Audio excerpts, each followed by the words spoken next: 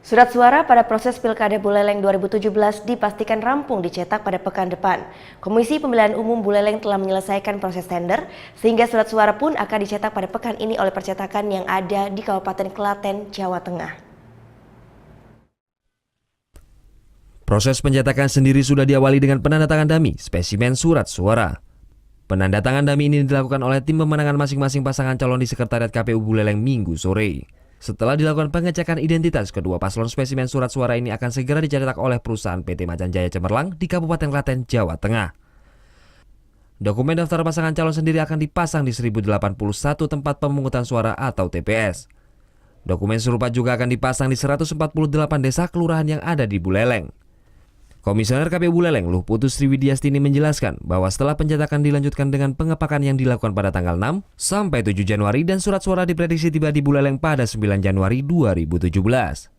Pada prinsipnya untuk surat suara tidak ada perbaikan karena semua sudah sesuai, jadi dari kami hanya ingin memastikan bahwa semuanya sudah sesuai dengan apa yang diinginkan oleh masing-masing pasangan calon tanpa melanggar daripada peraturan yang sudah diterbitkan oleh KPU.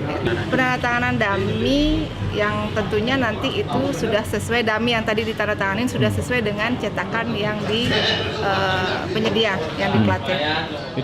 Sesuai dengan dokumen tender, rencananya surat suara yang dicetak akan berukuran 18 x 23 cm. Surat suara yang dicetak sebanyak 598.492 lembar, surat suara yang terdiri atas 583.831 lembar surat suara sesuai dengan jumlah daftar pemilih tetap, dan 15.111 lembar surat suara cadangan. Selain itu, KPU Buleleng juga mempersiapkan 2.000 lembar surat suara untuk pemungutan suara ulang. Putu Wijana melaporkan untuk NET.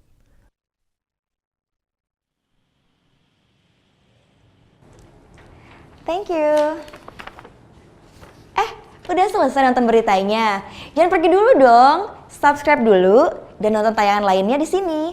Subscribe, nonton lagi. Subscribe, nonton lagi. Kak.